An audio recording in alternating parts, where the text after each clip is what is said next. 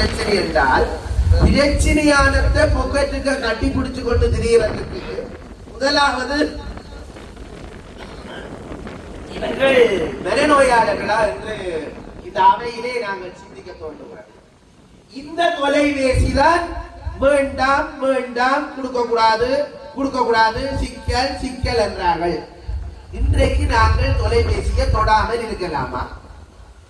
நாங்கள் இதயத்திலே கை வைத்து மனச்சாட்சி படி சொல்லுவோம், எனக்கு இந்த தொலைபேசியால பிரச்சனை, நான் அறவே அதை தொட இல்லை என்று வாழ முடியாது.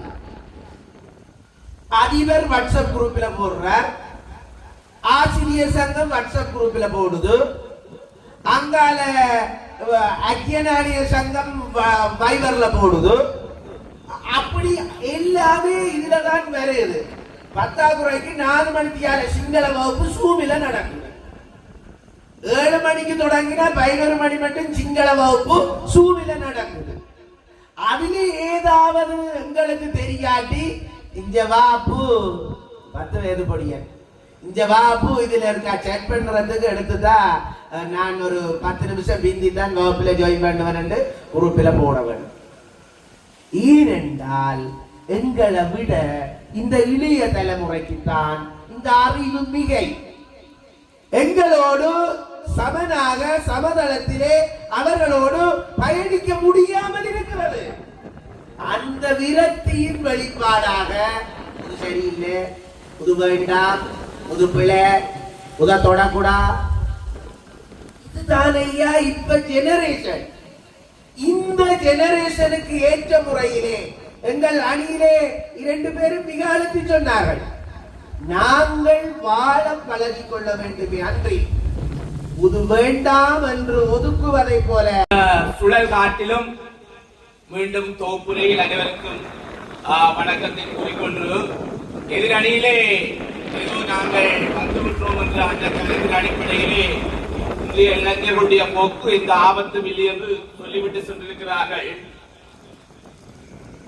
எங்களுடைய தலையங்கம் என்று சொன்னால் இன்றைய இளைஞர்களுடைய போக்கைத்தான் நாங்கள் கதைக்கிறோம். எங்களுடைய இளைஞர்களை நாங்கள் குறை கூற வரவில்லை. ஒரு காலத்திலே இந்த நாட்டிலே ஆரோக்கியமான இளைஞர்கள் வாழ்ந்தார்கள். அந்த இளைஞர்களுடைய காலத்திலே நாங்கள் நடுச்சாமம் 12 மணிக்கும் எந்த பஞ்சர் எந்த ஆண்டல் துணிந்து போகக்கூடிய ஒரு காலம் இருந்தது. அந்த இளைஞர்களுக்கு இல்லை.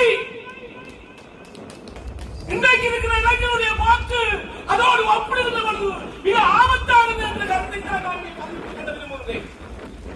கதிரவர்களே சொன்னார்கள், நாங்கள் செய்யாததையா எங்களுடைய பிள்ளைகளுக்கு செய்தது.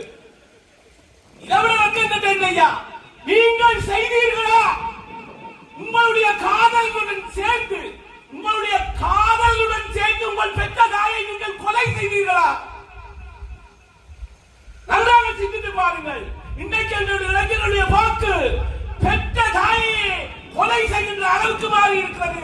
ஆனால் அன்றைய காலத்தில் இளைஞருடைய போக்கு அப்படியாக இல்லை. மட்டுங்கள் நடுவர்களே, என்னுடைய நைனாதீவு ஆலயத்திலே உண்டியல் உடைத்தது யார்?